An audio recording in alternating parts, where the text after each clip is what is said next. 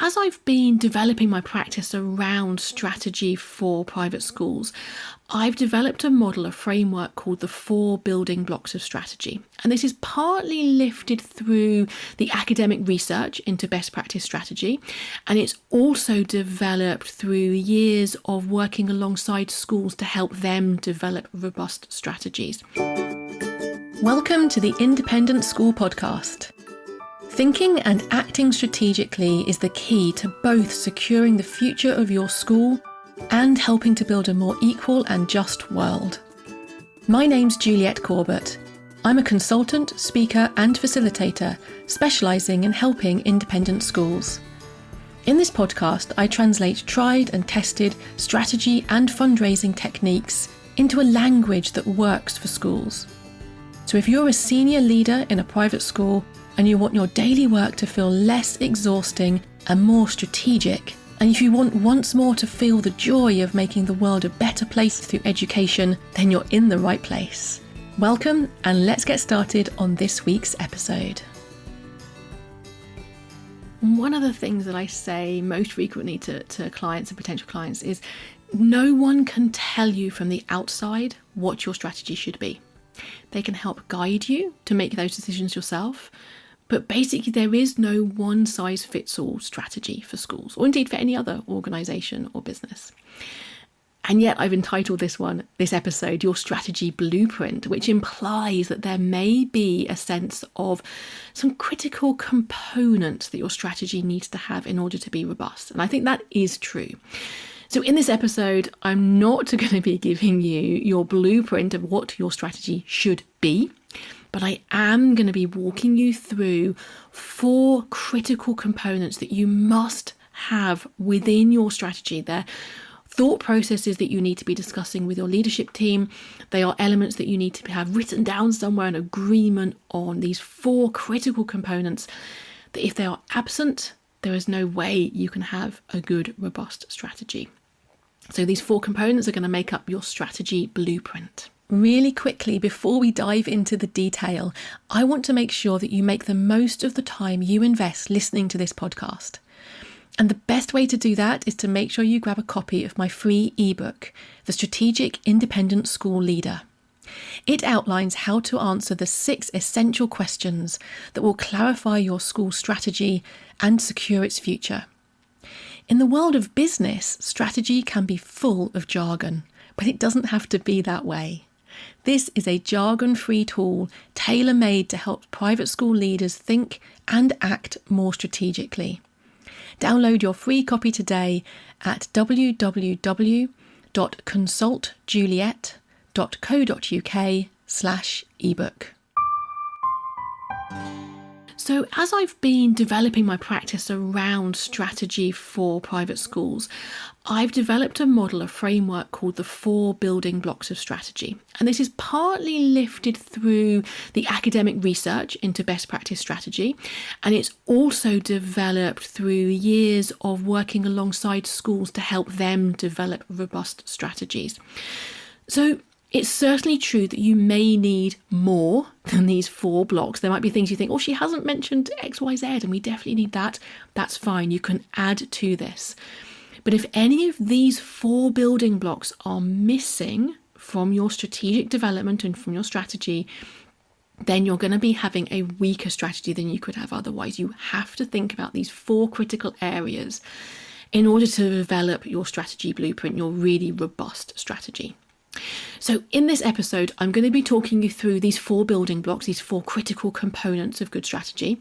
And I'm also going to be signposting you to quite a lot of other episodes so that if you know that one of these 4 building blocks is the area that you want to work on a bit more, maybe it's a little bit kind of either absent or not fully developed within your own strategic thinking for your school or for your fundraising team or whatever it is that you're being strategic about, then this will give you a whole load of signposts to go off and listen to other episodes about specific areas. And all of the links for these episodes are going to be within the episode notes as well. So if you want to jump over to whichever podcast app you're using to listen today or to the website that you're using to listen, then the details and the links will be there for you to look at. Okay, so let's dive in. The first of these building blocks is vision. In order to be strategic, you have to have a sense, an agreed sense, of what is the big picture, long-term impact that you seek to have as a school. What do you want your school to look like in 10, 20 years' time? What are the shared values that that vision is based on? And it's almost like what you're creating in this vision is a collective agreement about why you exist. Why is the world a better place because your school is here? And there will be elements of your vision which will be based around the types of pupils, types of young people that you want to be walking out of your school at the end of their time with you. What skills, what values, what outlooks, what attributes will those young people have? It's partly then about the impact that those young people will have on the world in terms of their careers, in terms of all the other areas that they choose to pursue during their lifetime. And it's also partly about what are the other impacts that you want to have as a school through your community work, your partnership works, your bursaries, and so on. So your vision needs to be clear. And sometimes what I see with schools that I work with is that they have a very short vision or mission statement, which no one's ever going to disagree with. It's quite obvious, quite bland, if you like. And then they move straight on to other parts of the strategy. And in actual fact, that's not quite enough. You need to know that your staff, from leadership all the way down, all of your staff, as well as your pupils, your parents, your alumni, have a shared understanding of where you're heading as a school community, why you exist, the impact that you're seeking to have on your pupils and on your communities and on the world. So that's the first one, vision. There's a couple of podcast episodes that I've done. There's episode 29, which is What is Your Vision? And episode 55, which is Vision, Why It Matters Which Mountain You Climb.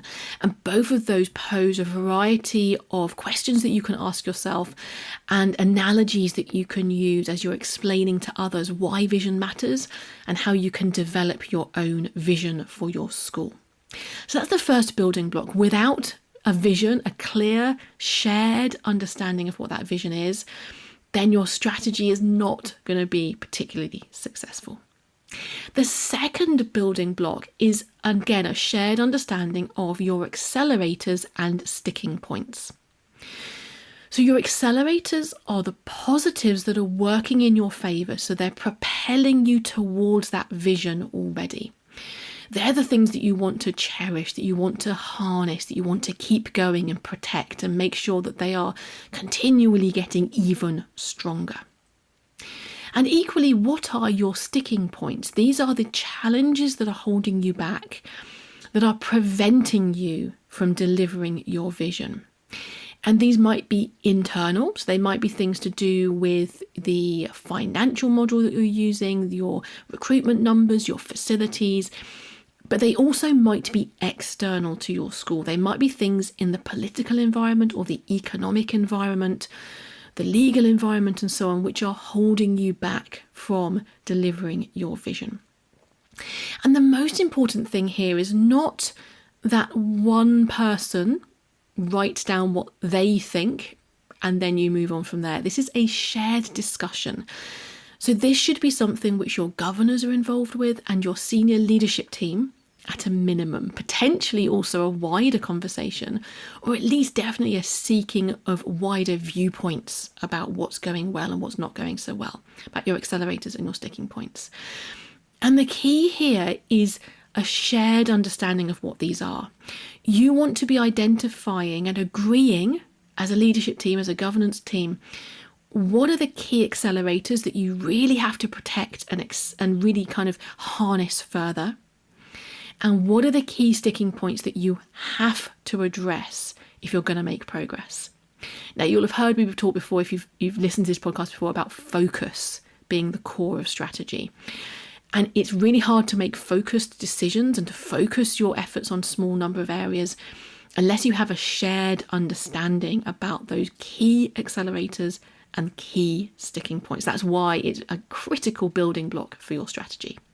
Now, that's not to say that you're going to make all of this public. In fact, it's highly likely that the sticking points in particular will remain confidential, but they still need to be there. They still need to be part of your discussion. Even if you never publish them, they're not going to be like a heading in your strategic plan. But unless you've considered them really carefully, your strategy will not be as strong as it could be, which is why it's a really important building block. So if you want to investigate your accelerators and sticking points a little bit more, there are actually 4 episodes I've done on this podcast, which I'm going to refer you to. So episode 31, what's working in your favour? And episode 33, what's holding you back? That poses a whole load of questions that you can ask yourselves for the accelerators and sticking points. Episode 48 looked at scanning your environment, and I particularly talked there about the PESTEL analysis approach of looking at your external environment, which is a really important part of this analysis. And then episode 52 is mastering the SWOT analysis. So that's about the external analysis, the PESTEL analysis, but also your internal strengths and weaknesses. And in that one, I talk about a couple of the ways in which I see people using a SWOT analysis incorrectly on a very frequent basis. So it's worth listening to that one if you really want to master that SWOT analysis. So that's the second building block of strategy, accelerators and sticking points. Moving on to the third one, your general approach.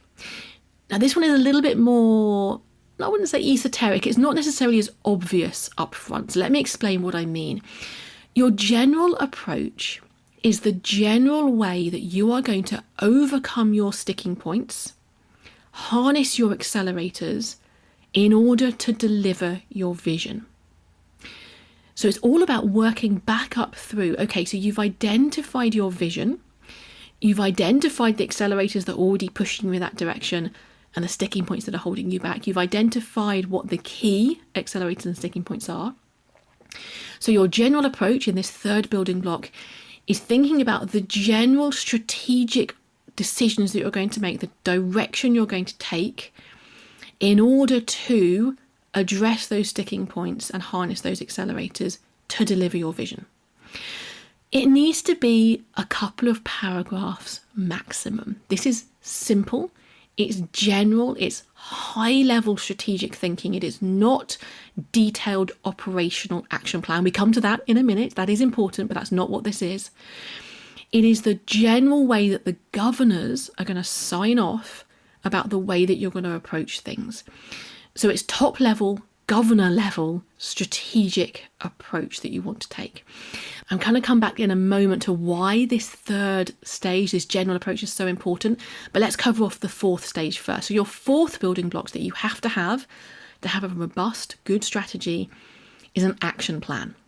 Now, in reality, this isn't strategy. This is operational, but it's basically the bridge between the general approach, the strategic general direction that you've decided to take, and what you're actually going to do on the ground this year. So your action plan will be a detailed plan outlining specific actions which you're going to be implementing.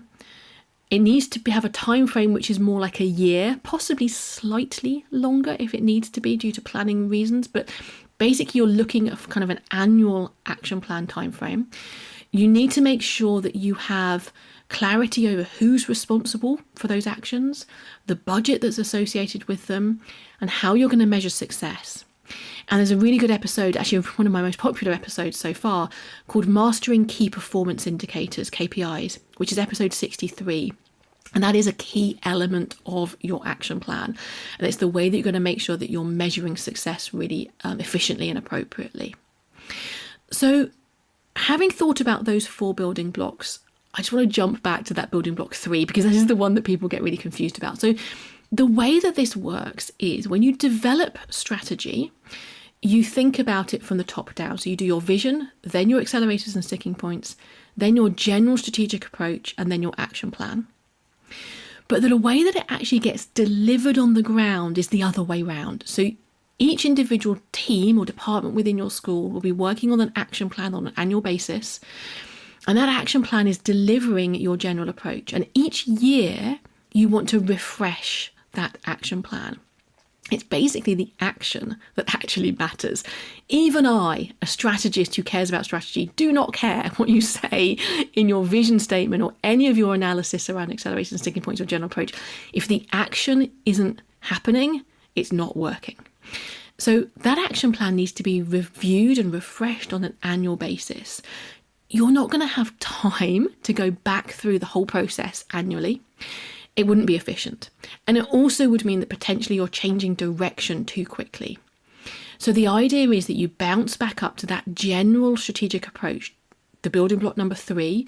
Each year you review that couple of paragraphs about the strategic general direction that you're going to take, that the governors have signed off on.